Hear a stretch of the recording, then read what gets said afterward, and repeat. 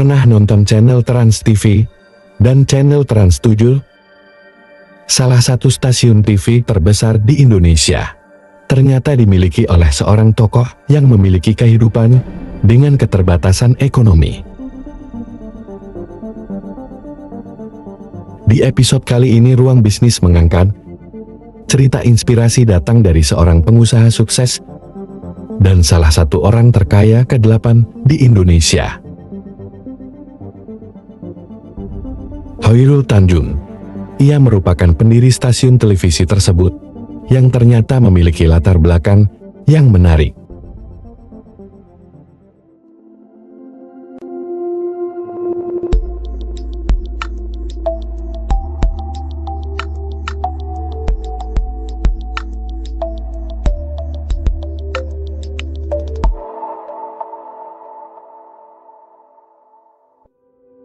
Sebelum memasuki ceritanya, akan lebih baik jika kalian like dan subscribe untuk mendapatkan cerita usaha sukses yang dapat memacu semangat kalian. Khairul Tanjung lahir pada 18 Juni tahun 1962 di Gang Sepur, Kemayoran, Jakarta.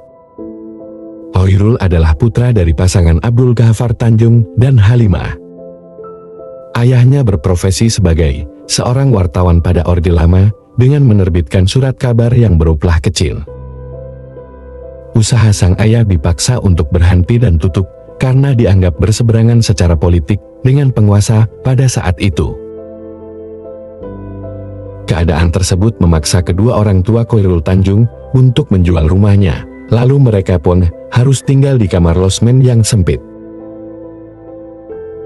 Dari situlah ia dijuluki si anak singkong.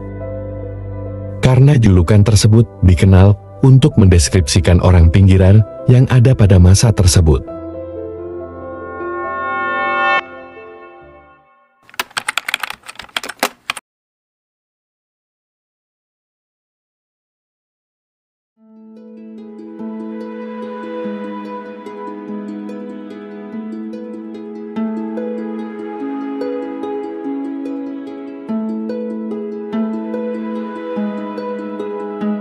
Walaupun begitu, Khairul tetap semangat dalam pendidikannya. Ia berhasil menuntaskan pendidikannya sampai sarjana.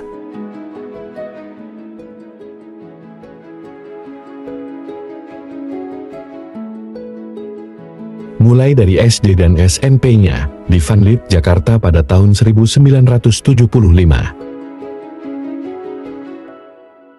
Lalu, di SMA Negeri 1 Budi Utomo pada tahun 1981. Dan berhasil lulus dari Fakultas Kedokteran pada tahun 1987 di Universitas Indonesia. Sejak ia masih kuliah, bisnis yang ia lakukan pertama kali adalah berjualan kaos, hingga membuka jasa fotokopi. Selain keduanya, Khairul juga sempat membuka toko yang menjual berbagai macam alat kedokteran, serta alat-alat laboratorium. Tetapi bisnis tersebut pada akhirnya jatuh dan bangkrut. Banyak sekali tantangan yang ia dapat, tetapi ia tetap bekerja dengan giat dan gigih, dan menyelesaikan bangku kuliahnya.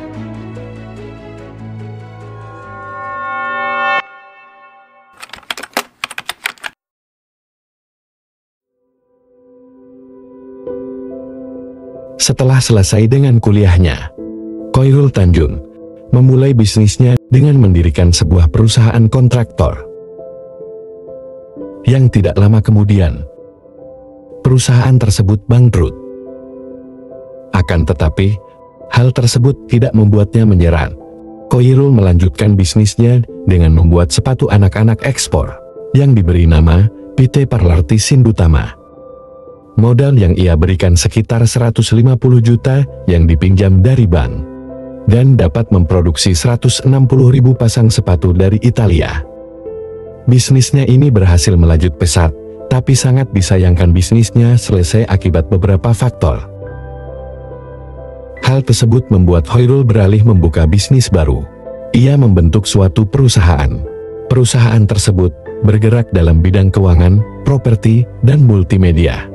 dan perusahaan tersebut berhasil menjadi father holding company.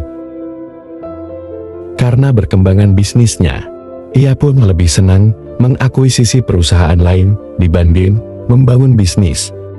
Karena ia tidak memiliki waktu untuk membranding bisnisnya dari nol.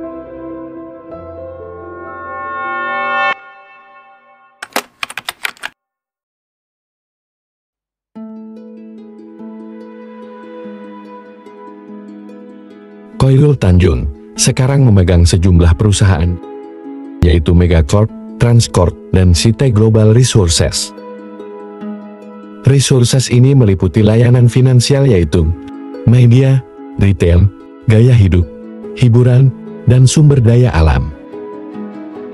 Berkat kerja kerasnya Khairul Tanjung, membuat dirinya berhasil masuk ke dalam daftar orang terkaya ke-8 di Indonesia. Dengan total kekayaan 5,2 miliar dolar atau setara dengan 80,9 triliun rupiah. Kisah Khairul Tanjung mengajarkan kita bahwa asal-usul bukanlah penentu masa depan. Dengan tekad, kerja keras, dan kemauan untuk terus belajar, siapapun bisa mencapai puncak kesuksesan.